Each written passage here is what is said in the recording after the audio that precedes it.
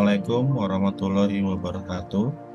Kami dari kelompok 8. Materi presentasi kami adalah pengukuran maturity level pada PT Novapil Mutiara Utama untuk meningkatkan pelayanan pelanggan menggunakan standar COVID 4.1. Anggota kelompok kami, saya sendiri Reza Hidayat 11220260, Tommy Amirullah 11220362, Samsul Mualim 11220291, dan Sucahyo Panji Trinugroho 11220312.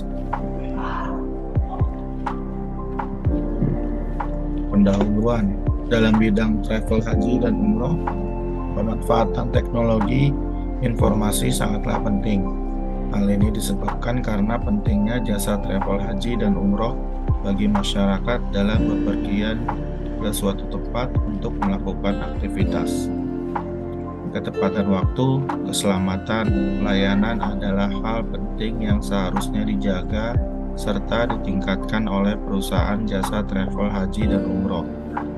Teknologi informasi memberi peluang terjadinya transformasi dan peningkatan produktivitas bisnis. Penerapan teknologi informasi membutuhkan biaya yang cukup besar dengan risiko kegagalan yang tidak kecil, yaitu bila terjadi gangguan pada teknologi informasi yang dimiliki. Penerapan teknologi informasi di dalam perusahaan dapat digunakan secara maksimal. Untuk itu dibutuhkan pemahaman yang tepat mengenai konsep dasar dari sistem yang berlaku, teknologi yang dimanfaatkan, aplikasi yang digunakan, dan pengelolaan serta pengembangan sistem teknologi informasi yang dilakukan. Selanjutnya akan dilanjutkan oleh rekan saya. Ya, baik, terima kasih. Di sini saya akan menjelaskan tinjauan pustaka. Yang pertama ada pengertian kepuasan. Dalam kepuasan pelanggan merupakan tanggapan tentang pencapaian keinginan.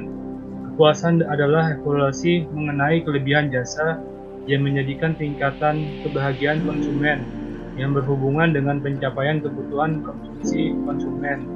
Maka kepuasan pelanggan adalah respon yang ada dari diri seseorang disebabkan keinginan pelanggan dapat terwujud, meski mendapatkannya itu membutuhkan pengorbanan atau usaha. Berikutnya ada kualitas pelayanan, bahwa kualitas pelayanan atau service quality, perbedaan antara harapan dan kenyataan para pelanggan atas layanan yang diberikan mereka terima atau peroleh. Kualitas layanan merupakan bentuk penilaian dari konsumen terhadap tingkat layanan yang disiapkan atau berbasis service dengan tingkat pelayanan yang diharapkan. Berikutnya ada observasi. Observasi merupakan salah satu metode pengumpulan data dengan cara mengamati atau meninjau secara cermat dan langsung di lokasi penelitian untuk mengetahui kondisi yang terjadi atau membuktikan kebenaran dari sebuah desain penelitian yang sedang dilakukan. Berikutnya ada teknologi informasi. Teknologi informasi merupakan salah satu komponen dalam sebuah perusahaan. Komponen lainnya antara lain proses dan prosedur, struktur organisasi, sumber daya manusia, produk, pelanggan, supplier, rekanan, dan lain sebagainya. Berikutnya ada kuesioner. Kuesioner merupakan teknik dalam pengumpulan data yang dilakukan dengan cara memberikan pertanyaan secara tertulis pada responden untuk jadi kekendalan suatu sistem informasi dalam perusahaan atau organisasi terletak pada keterkaitan antara komponen-komponen yang ada. Berikutnya ada COVID 4.1. COVID 4.1 merupakan salah satu pengukuran tingkat kedewasaan atau maturity level. Layanan pelanggan adalah COVID Control Objective for Information and Related Technology. COVID berfungsi menyelaraskan tujuan bisnis perusahaan dan tujuan teknik informasi melalui kontrol objektif dalam proses teknologi informasi. Selanjutnya akan dijelaskan oleh teman saya. Terima kasih Mas Panji. Saya sini menjelaskan tujuan penelitian. Adapun tujuan dari penelitian dalam ini antara lain sebagai berikut. Pertama, audit tingkat kedewasaan. Tujuan bisnis perusahaan dan tujuan teknologi informasi dalam kerangka kerja COVID 4.1, menghasilkan rekomendasi perbaikan berkaitan dengan pelayanan terhadap pelanggan. Manfaat penelitian. Hasil penelitian ini diharapkan dapat dimanfaatkan sebagai berikut. Pertama, bagi manajemen. Dengan penerapan COVID, manajemen dapat terbantu dalam proses penyeimbang risiko dan pengendalian investasi dalam lingkungan teknologi informasi yang tidak dapat diprediksi. Kedua, bagi user teknik informasi. Pengguna dapat menggunakan COVID untuk memperoleh keyakinan atas pelayanan, keamanan, dan pengendali teknologi informasi yang disediakan oleh pihak internal atau pihak ketiga. Ketiga, bagi auditor. Dengan penerapan COVID, auditor dapat memperoleh dukungan dalam opini dan dihasilkan atau untuk memberikan saran kepada manajemen atas pengendali internal yang ada. Keempat, bagi masyarakat. Masyarakat mendapatkan pelayanan terbaik jasa travel haji dan umroh PT Novafil Mutiara Utama mengenai karakteristik jasa yang digunakan pada pencapaian kebutuhan tergantung pada kinerja yang tepat dan atau bahkan melebihi ekspektasi. Next, di sini saya menjelaskan metode penelitian. Desain ini dibutuhkan untuk mempermudah dan pelaksanaan penelitian atau audit yang akan dilakukan. Proses pemetaan proses TI, analisa kondisi